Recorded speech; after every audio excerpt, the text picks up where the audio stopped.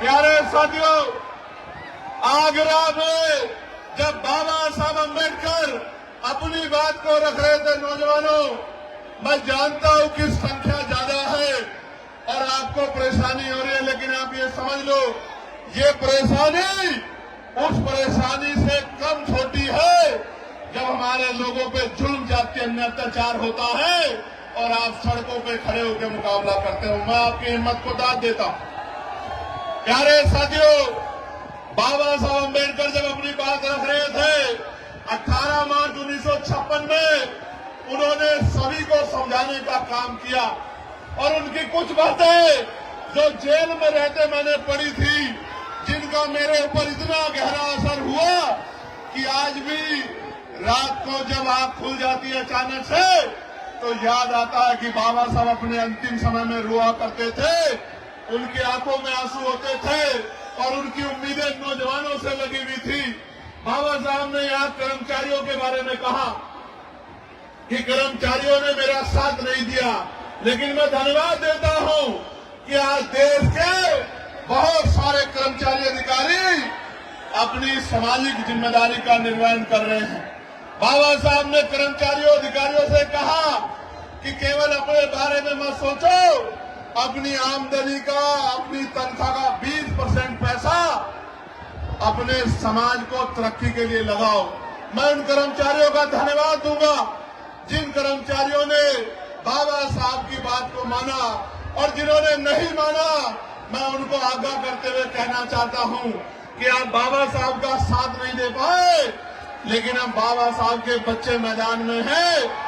अपने समाज को, इस कमजोर हक वंचित समाज को मुख्य धारा में लाने के लिए आजाद समाज पार्टी का तन मन धन से साथ दो और फिर देखो उत्तर प्रदेश कैसे आगे बढ़ता है।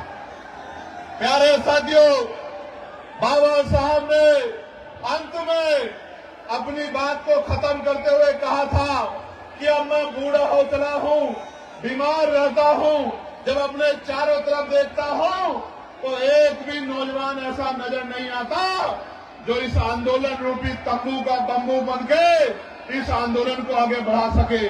बाबा साहब कह रहे थे, मैं ऐसे टेंट की तरह हूं, मैं ऐसे तंबू की तरह हूं, बम्बू की तरह हूं, जिसमें बहुत सारे टेंटों का बोझ है, लेकिन मैं गौरवान्वित हूं कि आज हमारे साथ, मैं इस बात को नहीं कह सकता कि मैं अकेला हूं, मेरे हाथों को मजबूत करने के लिए देश, प्रदेश और उत्तर प्रदेश के ताकतवर नेतृत्व मेरे साथ है। हमारे जिले, विधानसभा, बूथ, सेक्टर, लोकसभा, मंडल, प्रदेश के मजबूत नेता मेरे साथ हैं जो लगातार मेरे हाथों को मजबूत कर रहे हैं।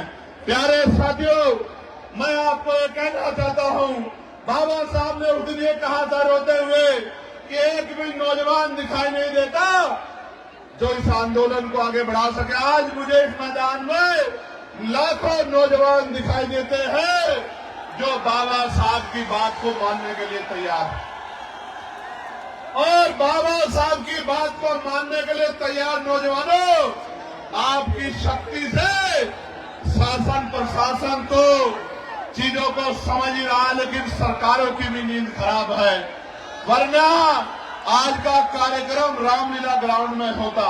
मैं यहाँ के प्रशासन का धन्यवाद करना चाहता हूँ कि उन्होंने काफी मदद की है, मगर साथियों, आपकी भी जिम्मेदारी है कि आप अपनी लड़ाई को स्वयं लड़े।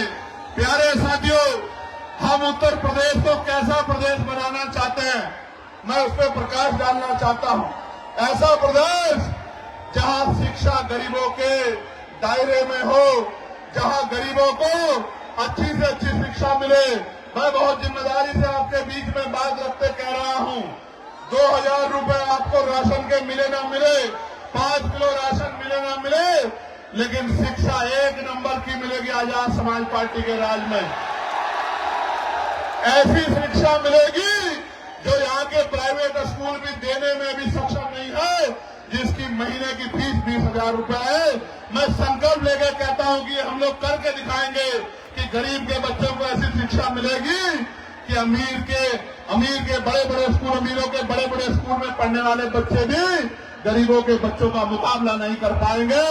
आपको 5 किलो राशन मिले ना मिले, लेकिन आपके बच्चे को इतना मजबूत करेंगे कि वो 50,000 रुपए की नौकरी रोजगार करेगा महीने का और आपकी आंख में आंसू नहीं आने देगा। मेरी बात को आप याद रखना, ऐसी व्यवस्था लागू करेंगे। प्यारे साथियों, ऐसी चिकित्सा व्यवस्था लागू करेंगे कि इलाज की कमी और पैसे की कमी के कारण किसी की जान नहीं जाएगी। जैसे मैंने अपने पिता को खो दिया था, मैं आपको संकल्प करके कहता हूं इस मिट्टी से।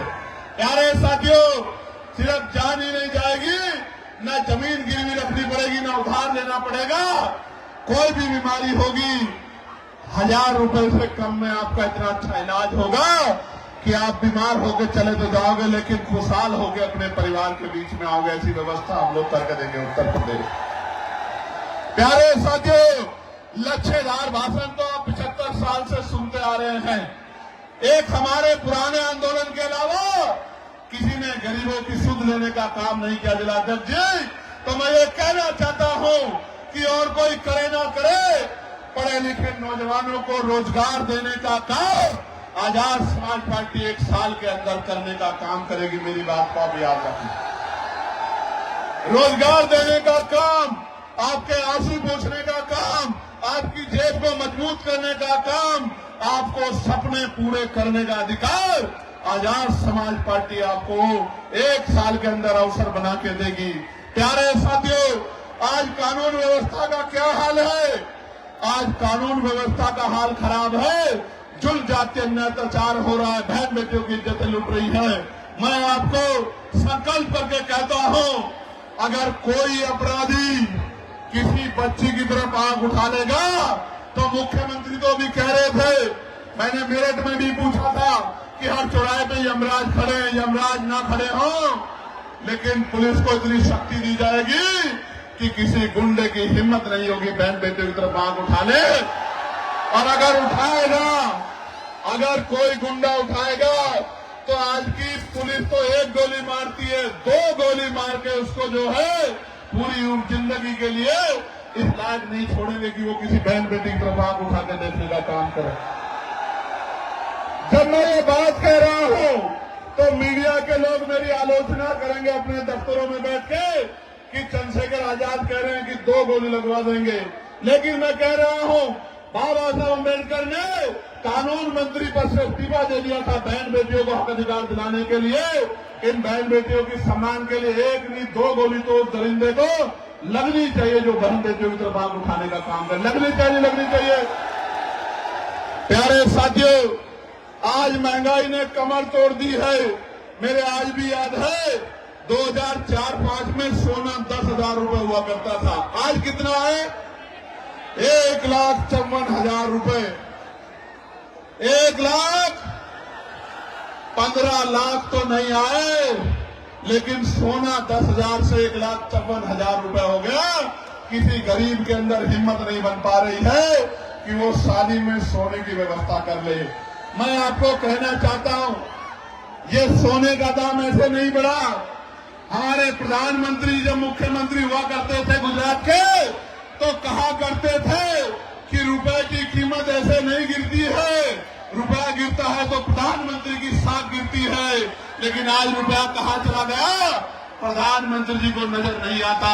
मैं आपको कहना चाहता हूं, अमीरों की तिजोरियों में जो पैसा भ्रष्टाचार का उठा के रख लिया है, इस भ्रष्टाचार पे ऐसी चोट करेंगे कि इन अमीरों को भ्रष्टाचार का पैसा निकालना पड़ेगा और ये पैसा गरीबों के घरों तक पहुंचेगा। गरीबों के रोटी का व्यवस्था, कपड़े की व्यवस्था, पानी की व्यवस्था, शिक्षा की व्यवस्था और चिकित्सा व्यवस्था, इस भ्रष्टाचार के पैसे को अमीरों की तिजोरी से निकाल के गरीबों तक पहुंचाने का काम हम लोग करेंगे।